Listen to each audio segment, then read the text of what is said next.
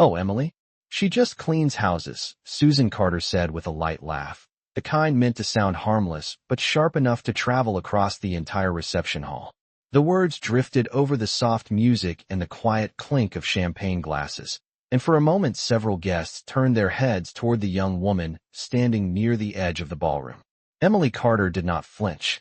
She simply kept the same calm smile she had worn since arriving at the Grand Lakeshore Hotel 30 minutes earlier, standing beside a table decorated with white roses and silver candles for her sister Rachel's wedding. The ballroom looked exactly the way Rachel had always dreamed it would. Crystal chandeliers glowing overhead, round tables draped in linen, and floor-to-ceiling windows showing the late afternoon skyline of Chicago stretching toward Lake Michigan. Emily had chosen a simple navy dress for the occasion, modest and elegant, something that would not draw attention away from the bride. Attention had never really been meant for her anyway. Susan Carter was already moving on, introducing another guest with the same cheerful tone, as if the comment had been nothing more than a casual detail. "Rachel's younger sister," she added, gesturing lightly toward Emily. "She helps people with cleaning work. Keeps busy." The guests nodded politely. A man in a gray suit offered Emily a courteous smile, the kind strangers give when they have been handed a small piece of someone else's story and do not know what else to do with it. Emily returned the smile. She had heard versions of that sentence her entire life.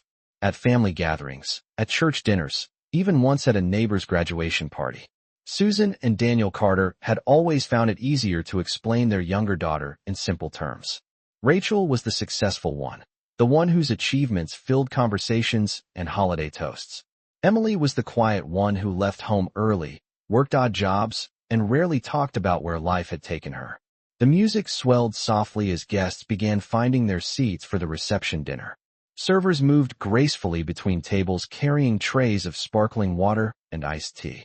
Emily stepped aside to give them space, folding her hands calmly in front of her. She watched Rachel laugh across the room, surrounded by bridesmaids in pale champagne dresses. Rachel looked radiant, glowing with the easy confidence that had always followed her through life. Emily felt genuine happiness for her sister. She had come to the wedding for that reason alone. Nothing else mattered. Or at least that was what she had told herself when she drove 200 miles from Indianapolis that morning, arriving with a single overnight bag and a small gift carefully wrapped in silver paper. Near the center of the room, the groom, Michael Brooks, was greeting a group of relatives from out of town. Tall, composed, and dressed in a classic black tuxedo, he carried himself with the steady presence of someone used to being listened to.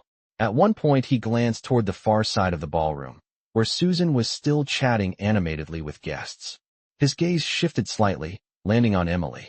For a moment his expression changed, not confusion exactly, but recognition that seemed to arrive quietly behind his eyes. He watched her for a few seconds longer than politeness required. Emily noticed the look, but said nothing. She simply reached for a glass of water from a passing tray and stood quietly beside the tall window overlooking the city. Outside, the late sunlight reflected off the lake in long streaks of gold. Inside, laughter and conversation continued to ripple through the reception hall. Across the room, Susan's voice rose again in cheerful explanation, repeating the same sentence for another curious guest. "Emily? Oh, she just cleans houses." And once again, Emily Carter smiled as if the words had never mattered at all. Emily Carter remained by the tall window for several minutes after the introductions ended, holding her glass of water while the reception slowly settled into its rhythm. The ballroom filled with a warm hum of conversation, silverware being arranged on china plates, and the gentle notes of a string quartet playing near the stage. Guests took their seats while waiters moved gracefully between tables carrying baskets of fresh bread and pitchers of iced tea. Emily watched the quiet choreography of the room with calm attention. Nothing about the evening surprised her. Not the elegant decorations, not the careful smiles, and certainly not the way her parents spoke about her. The Carter family had always believed that the simplest explanation was the safest one. Daniel Carter had spent 30 years working as an insurance manager in a small suburban office, a man who preferred predictable answers and familiar stories. Susan Carter believed even more strongly in appearances. In her world, every conversation had a correct version, and Emily had never quite fit into it. When Emily had left home at 19, The official story had quickly become convenient. She had taken cleaning jobs. She worked quietly. She lived somewhere nearby. It was easier for everyone that way. Emily had never argued with the explanation. She had never corrected it either. Across the room, Rachel Carter stood near the head table, speaking with two of her college friends, her laughter bright and easy. Rachel had always been the center of the Carter household. Even as a child, she had carried the kind of confidence that made teachers remember her and neighbors praise her. Emily had never resented that. She had simply stepped out of the spotlight early, choosing silence instead of competition. A waiter approached Emily with a tray of sparkling water, and she thanked him politely, replacing her empty glass with a fresh one. The evening sun outside had lowered enough to cast long golden reflections across the lake, and for a moment Emily watched the city skyline glow against the fading daylight. 200 miles away, in a quiet office building near downtown Indianapolis, a set of monitors would still be displaying the logistics dashboards she had reviewed before leaving that morning. Her team had insisted she take the weekend off for the wedding. Emily had smiled at that suggestion too. She rarely took time away from work, but family events carried their own quiet obligations. Behind her, another ripple of laughter moved through the crowd. Susan Carter was once again telling a small circle of guests about her daughters. Rachel was the successful marketing executive who had planned the perfect wedding. Emily, of course, simply helped people keep their homes clean. The sentence floated through the air with cheerful certainty. Emily did not turn around. Instead, she studied the reflection of the ballroom lights in the glass, seeing the room behind her like a distant stage. She noticed movement near the center of the hall, where Michael Brooks stood speaking with his father and two older relatives. The groom listened politely while someone told a long story, but his attention seemed to drift. After a moment, he glanced again toward the window where Emily stood. This time his expression carried clearer recognition, as if a puzzle he had been turning quietly in his mind was beginning to settle into place. Emily saw the look in the reflection before she felt it directly. When their eyes finally met across the room, she gave a small courteous nod, the kind strangers exchange at formal gatherings. Michael Brooks did not return the casual smile people usually offered in response. Instead, he studied her for another thoughtful moment, as though remembering something important that no one else in the ballroom seemed to notice. The music shifted into a softer melody as guests finished their salads, and quiet conversation flowed between the tables. Emily Carter remained near the window for another moment before finally stepping away and moving slowly toward the reception floor. She did not rush. She never rushed. Her calm pace had become a habit after many years of working in rooms filled with people who believed they understood more than they actually did.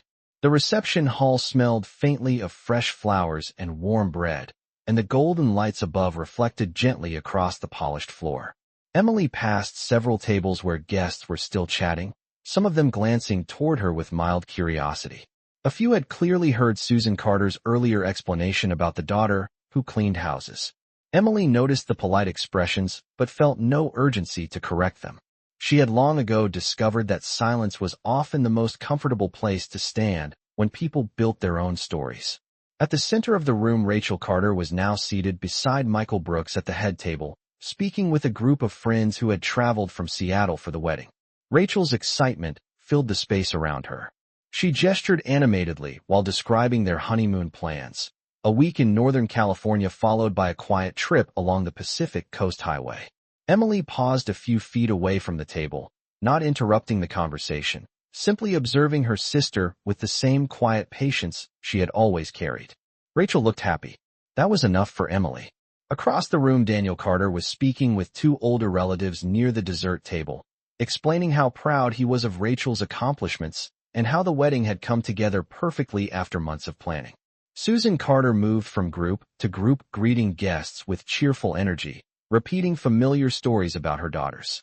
Rachel, the marketing professional. Emily, the quiet one who worked cleaning houses. The sentence floated through the room several more times as the evening continued. Emily took a seat at an empty table near the side of the ballroom, where she could see the stage and the dance floor clearly. A waiter placed a plate of roasted chicken and vegetables in front of her, and she thanked him with the same polite tone she used with everyone. She ate slowly, listening to the room around her. Wedding receptions had a predictable rhythm. Conversations rose and fell. Laughter traveled across the tables like small waves. Occasionally, someone stood to greet a relative who had just arrived. Emily noticed that Michael Brooks had grown quieter during the meal. Several times he glanced across the ballroom in her direction, as if confirming something he had already begun to suspect.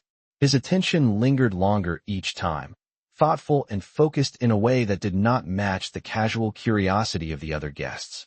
After a few minutes, he leaned toward Rachel and spoke quietly, asking her a question Emily could not hear.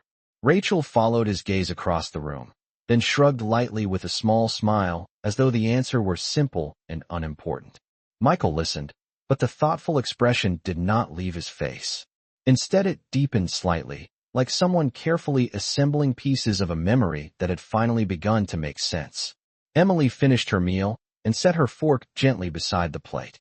From the stage, a member of the wedding party tapped the microphone, announcing that the groom would soon offer a few words before the first dance.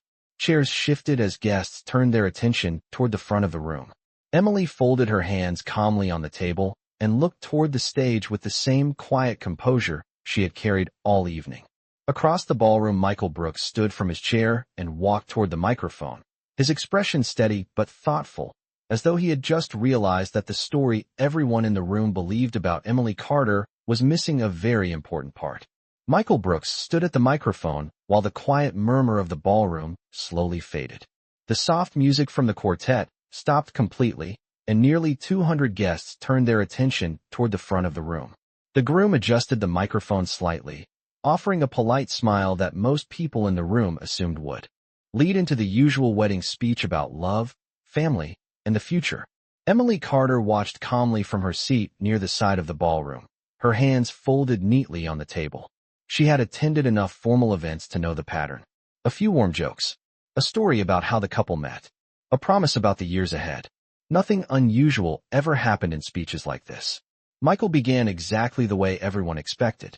He thanked the guests who had traveled long distances to celebrate the evening. He thanked Daniel and Susan Carter for welcoming him into their family and spoke kindly about the effort that had gone into planning the wedding. Rachel sat beside the head table, smiling proudly as the guests nodded and lifted their glasses. The atmosphere in the ballroom grew warmer, relaxed, and comfortable. But after a moment, Michael paused in the middle of his speech. The pause lasted only a few seconds, yet it was long enough for several people to glance up from their plates. His eyes moved slowly across the room as if searching for someone specific.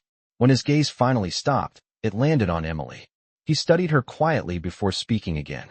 "Before tonight," he said in a steady voice, "I learned something interesting about my new family." A few guests chuckled softly, expecting another friendly joke.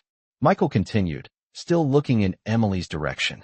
"I was told that Rachel's sister helps people by cleaning houses." Several heads turned toward Emily immediately. The sentence was familiar. Susan Carter had repeated it so many times during the evening that it had almost become part of the background noise of the reception. Emily remained perfectly calm, her expression unchanged. She did not lower her eyes or shift in her chair. Michael rested one hand lightly on the microphone stand and smiled in a thoughtful way that did not quite match the polite laughter from the room. "That surprised me," he continued slowly, "because I thought I recognized her." The ballroom grew quieter. Michael glanced toward Rachel briefly, then back toward the tables where Emily Saturday about 2 years ago, he said. "My company nearly lost a major logistics contract worth more than $40 million. We had spent months trying to solve a distribution problem that none of our consultants could fix." A few guests began exchanging curious looks. Daniel Carter leaned slightly forward in his chair. Susan Carter stopped speaking to the relatives beside her. Michael's voice remained calm and clear as it carried through the room.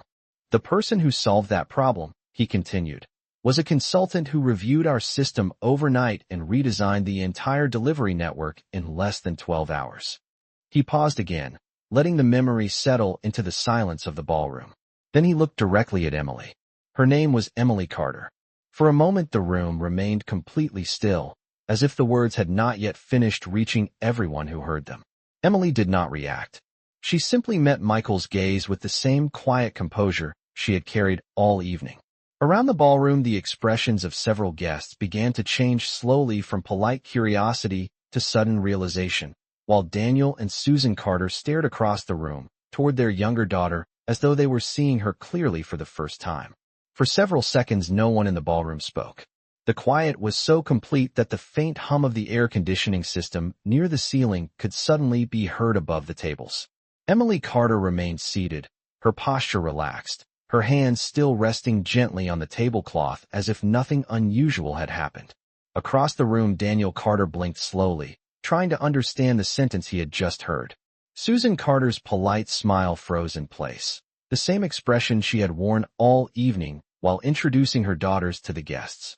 At the head table, Rachel Carter looked first at Michael, then across the ballroom toward Emily, her brows drawing together in confusion. Michael Brooks continued speaking in the same calm tone, as though the silence in the room had simply created space for the rest of the story. 2 years ago, our company had warehouses in 6 states and a delivery network that was collapsing under its own complexity, he said. We had consultants, analysts, and advisors who had spent months studying the problem. None of them could fix it. Several guests leaned forward in their chairs now, their attention no longer casual, but fully focused. Michael rested one hand lightly on the microphone stand as he spoke. Then one evening, a consulting firm recommended a logistics strategist who worked independently. She asked for access to the data and requested 12 hours to review everything. His eyes moved again toward Emily. By the next morning, she delivered a new distribution model that reduced our shipping costs by nearly 30% and stabilized the entire network. A quiet murmur spread through the tables. Business owners in the audience understood immediately what those numbers meant. Michael continued without raising his voice. The project saved our contract and allowed our company to expand across the Midwest the following year. Without that redesign, we would have lost more than $40 million in revenue. Daniel Carter slowly straightened in his chair, his eyes fixed on his younger daughter. Susan Carter's lips parted slightly as if she wanted to say something, but could not find the words. Rachel looked back and forth between Michael and Emily, trying to reconcile the quiet sister she had grown up with and the person Michael was describing. Michael finally smiled, though the smile carried more respect than amusement. The consultant who solved that problem asked for very little attention afterward, he said. She completed the work, declined a public credit, and returned to her next project. He paused once more, letting the moment settle. Her name was Emily Carter, and she is sitting right there. Every head in the ballroom turned again toward the side table near the tall windows. Emily met the sudden attention with the same calm composure she had shown all evening. She did not stand. She did not correct anyone.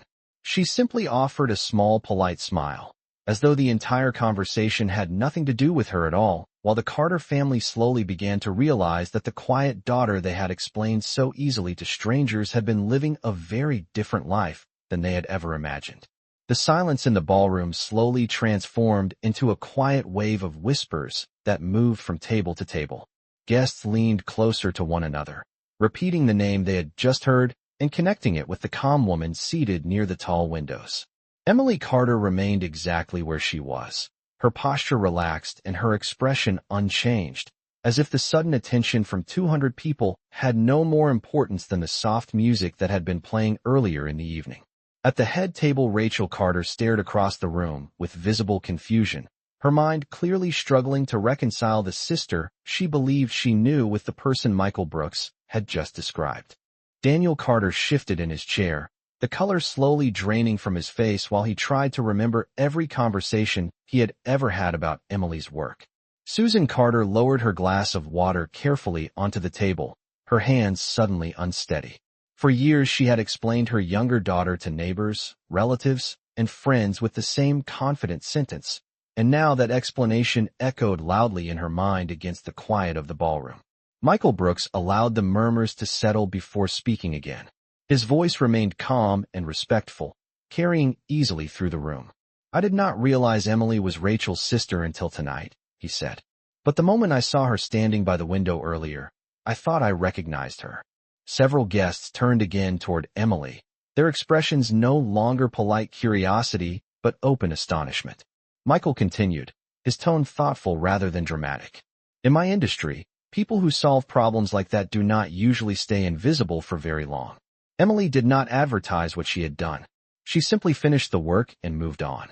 At the side table, Emily listened quietly, her gaze steady and composed. She did not interrupt. She did not correct him. She had always believed that the value of work spoke for itself without explanation. Michael glanced briefly toward Rachel, offering a reassuring smile, before continuing. The company I run now employs more than 200 people across several states. That growth started with the redesign Emily created. Without that system, none of us would be standing here tonight celebrating this wedding. A deeper hush filled the room as the weight of those words settled over the guests. Daniel Carter slowly turned in his chair, looking directly at his younger daughter across the ballroom. For the first time that evening, he seemed uncertain about what to say or how to react. Susan Carter followed his gaze, her expression shifting from embarrassment to quiet disbelief. The version of Emily they had carried for years no longer fit the person sitting calmly near the windows. Meanwhile, Emily lifted her glass of water and took a small sip, her movements steady and unhurried. When she set the glass back down on the table, she noticed that several guests nearby were watching her with newfound respect. She acknowledged them with the same polite nod she had given earlier, as though nothing extraordinary had happened. At all.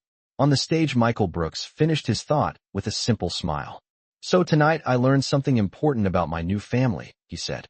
"Sometimes the quietest person in the room is the one who changed everything." Around the ballroom, heads slowly turned again toward Emily Carter, and for the first time the Carter family began to understand that the daughter they had explained so casually to strangers had been quietly building a life far larger than any of them had ever imagined. For a few moments after Michael finished speaking, the reception hall remained unusually quiet, as though the entire room was carefully reconsidering everything it believed it understood about the woman seated near the windows.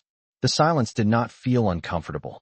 Instead, it carried a thoughtful weight, the kind that follows when a simple story suddenly becomes much more complicated. Emily Carter remained exactly where she was, her hands folded calmly on the table, her posture relaxed and steady. She had never enjoyed being the center of attention, and nothing about the moment seemed to change that. Across the ballroom, Daniel Carter slowly pushed his chair back from the table and stood, his movements hesitant. For years he had believed he understood both of his daughters clearly. Rachel had been easy to explain. Emily had seemed equally simple. Yet the version of Emily that Michael Brooks had just described did not fit any memory Daniel could recall. Susan Carter watched her husband rise, her eyes shifting between the stage and the quiet table where Emily sat. A mixture of surprise and embarrassment lingered in her expression as she replayed the evening in her mind, remembering every casual introduction she had offered to guests. Several people at nearby tables were already speaking softly among themselves, exchanging curious glances and respectful nods toward Emily. The mood in the ballroom had changed in a subtle but unmistakable way. Where earlier the guests had regarded her with polite indifference, they now looked at her with genuine interest. Rachel Carter finally stood as well, smoothing the front of her dress as she turned toward the microphone stand where Michael still stood. Her voice was soft, but clearly audible in the quiet room. She asked Michael when he had discovered this connection. Michael answered gently, explaining that he had only realized it moments earlier when he recognized Emily's name and face together. The conversation was simple, almost ordinary, yet it carried the unmistakable sense that something important had shifted within the Carter family. Emily observed the exchange quietly from her seat. She felt no need to interrupt or clarify anything that had been said.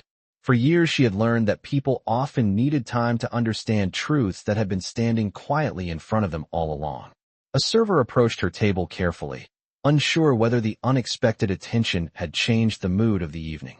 Emily thanked him politely as he replaced her empty glass with a fresh one. Her voice remained calm and friendly, exactly as it had been when she first arrived at the reception. At the front of the room, Michael stepped away from the microphone, signaling that the speech was finished. The music resumed gently as the quartet began playing a slow melody for the first dance. Guests shifted in their chairs, and the quiet murmur of conversation gradually returned. Yet the glances toward Emily continued, respectful and curious. Daniel Carter finally began walking across the ballroom floor toward his younger daughter, moving slowly as though each step required careful thought. Susan followed a few seconds later, her expression uncertain. Emily noticed them approaching and offered the same small welcoming smile, she had given the guests earlier that evening, calm and patient, as if the conversation that was about to happen was simply another quiet moment in a very long story. Daniel Carter stopped a few steps away from the table where Emily sat, as though he needed a moment to decide how to begin. For years, conversations with his younger daughter had been brief and predictable, usually limited to holiday greetings or simple questions about travel and weather. Now the words he had relied on so easily seemed to disappear somewhere between his thoughts and his voice. Emily looked up at him calmly, offering the same quiet smile she had shown throughout the evening. She did not stand immediately, nor did she rush to explain anything. Susan Carter arrived beside her husband a moment later, folding her hands together as if unsure whether to apologize or simply pretend that the evening had not changed. Around them, the reception slowly continued. Guests were rising from their chairs as the music signaled the beginning of the first dance, but many of them still glanced toward the small table, near the window where the Carter family now stood. Daniel cleared his throat gently before speaking. He asked Emily how long she had been doing the work Michael had described. His voice carried a careful tone, one that suggested he was trying to understand something that had quietly existed outside his attention for many years. Emily answered simply that she had started consulting shortly after leaving Chicago nearly a decade earlier. She explained that she had spent several years studying logistics systems and supply chain design while working on smaller projects before larger companies began contacting her directly. Her explanation was calm and straightforward, offered without pride or resentment. Susan listened carefully, her eyes widening slightly as the pieces of the story began to form a picture she had never imagined. Rachel soon joined them, stepping away from the head table during a pause in the music. She looked at Emily with a mixture of surprise and curiosity, asking why she had never mentioned any of this to the family. Emily considered the question for a moment before answering. She said that she had never believed her work needed to be announced in order to matter. The people she worked with understood what she did, and that had always been enough. Her words were not defensive or critical. They simply carried the quiet certainty of someone who had spent many years building a life without needing permission or approval from anyone else. Daniel looked down briefly, remembering the many times he had explained Emily's life in a single careless sentence to neighbors and friends. Susan glanced around the ballroom where guests were beginning to gather near the dance floor. Several of them now smiled politely toward Emily as they passed, their earlier curiosity replaced by genuine respect. Rachel finally laughed softly, shaking her head with a sense of disbelief. She admitted that she had always thought her younger sister preferred a quiet and simple life. Emily returned the smile and replied that her life was quiet in many ways, just not in the way people had assumed. Across the room, the music grew louder as Michael Brooks took Rachel's hand and guided her toward the dance floor for the first dance. Rachel hesitated for a moment, then looked back at Emily with a warmer expression than she had shown earlier in the evening. Emily encouraged her with a small nod, reminding her that this night still belonged to the bride and groom. As Rachel walked away to join Michael under the soft lights of the ballroom, Daniel and Susan remained standing beside Emily's table, slowly realizing that the daughter they had believed they understood had quietly become someone far more remarkable than they had ever taken the time to see. The music for the first dance filled the ballroom as Rachel Carter stepped into the center of the floor with Michael Brooks, the soft golden lights reflecting gently across the polished wood beneath their feet. Guests gathered around the dance floor in a loose circle, smiling as the couple began to move slowly to the quiet melody. For most weddings, this moment marked the emotional center of the evening, the place where families relaxed and allowed the celebration to carry them forward. Yet for the Carter family, the night had quietly taken a different direction. Daniel Carter remained beside Emily's table for another moment, watching the dance while trying to understand how much of his daughter's life had unfolded beyond his notice. Susan Carter stood next to him, her earlier confidence replaced with a thoughtful silence that she had not shown before. Emily Carter noticed their hesitation and spoke gently, telling them they did not need to stand there on her account.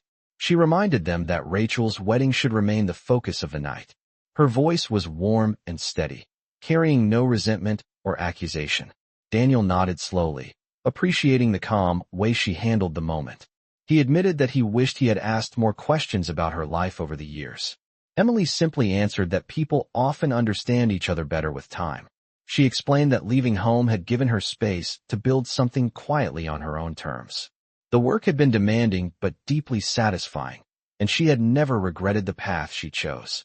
Susan listened carefully, realizing that the daughter she had described so easily to strangers had been living a far more complex and accomplished life than the one she had imagined.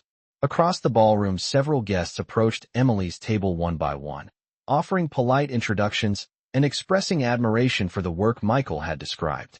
Emily greeted each of them with the same composed kindness she had shown throughout the evening. She did not elaborate on her projects or attempt to impress anyone with details. Her calm manner seemed to earn even more respect from the people who spoke with her. On the dance floor, Rachel laughed softly as Michael guided her through a slow turn, the earlier surprise in her expression gradually fading into genuine pride. When the music ended, the guests applauded warmly, and Rachel glanced across the room toward her younger sister with a new understanding in her eyes. Emily returned the look with a gentle smile, encouraging her silently to enjoy the celebration she had worked so hard to create. As the evening continued, the atmosphere in the ballroom grew lighter again. Conversations resumed, music played, and the celebration moved forward with renewed energy. Yet for Daniel and Susan Carter, the night had left a lasting impression. They had arrived at the reception believing they understood both of their daughters completely. By the time the final songs began to play, they had learned something far more valuable. Sometimes the person who speaks the least about their achievements is the one who has quietly built the most extraordinary story of all, and sometimes it simply takes a single moment of truth in a crowded room for a family to finally see someone they thought they already knew.